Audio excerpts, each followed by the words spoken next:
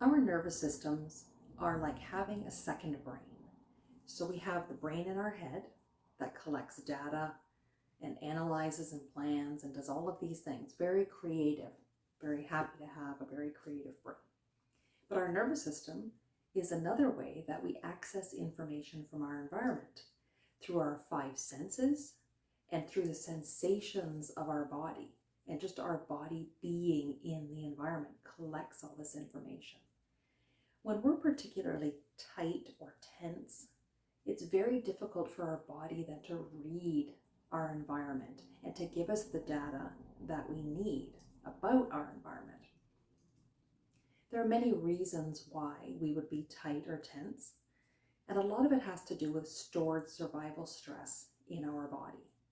So people get stored survival stress in several ways. It could be a one-time shock trauma, like an accident or an assault, or possibly a surgery that was very, very difficult. Another way might be just living in an extremely stressful situation for extended periods of time, as in people who live in countries that are experiencing war, or even some people who are going through the pandemic for the past few years. It's been an extended period of very stressful times.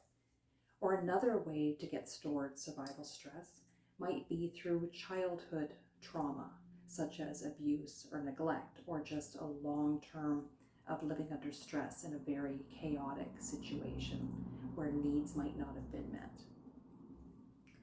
So regardless of how we get this stored survival stress, that is something that needs to be worked through with a professional, a therapist or a somatic practitioner who can help you work through that and maybe release some of that stored stress.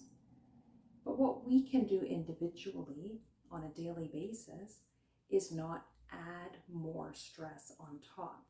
So we can have stress, experience stress, but we don't have to store it in our bodies now. We can learn ways to just sort of soften and let it go now, so we can experience the stress, work through it, but not store it.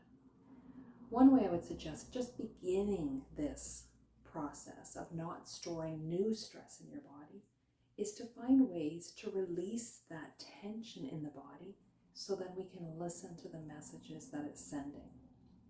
Sometimes doing this, releasing the tension, can feel a little bit scary because we're so used to armoring and protecting that suddenly being soft can feel a little bit scary.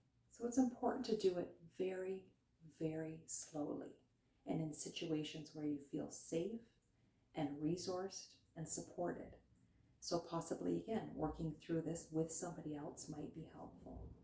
But a very simple example that I used this past week was when I was doing my taxes. This is a stressful task for me. I don't enjoy it. I don't enjoy doing anything about money, really.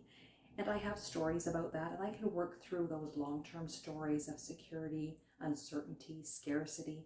I can work through that with my therapist. But I still have to do the job of my taxes. So instead of doing it in a complete tense way that I normally do it, I decided this time just to notice as I was doing it what parts of my body got tense. And as I would release one part of my body, kind of make it a little bit softer, I would keep doing the stressful work. And then I would soften and find a bit more ease in another part of my body that was tense, but I would just keep doing the work. So again, it's not about avoiding stress, but is there a way you can invite more ease into your body and notice that you can still take on something stressful, but you don't need to be armored against it. So I invite you to try this in your life, maybe something that you're facing that might be stressful, something you're worrying about in the future, a difficult conversation you have to have with somebody. Maybe it's an unpleasant task that you're facing. I invite you to find more ease in your body, relax a little bit, and let the stress come through, be stressed, and then you can let it go instead of storing it on top of maybe other years of stored survival stress in your body. So I hope you try this out and let me know how it goes. Stay well.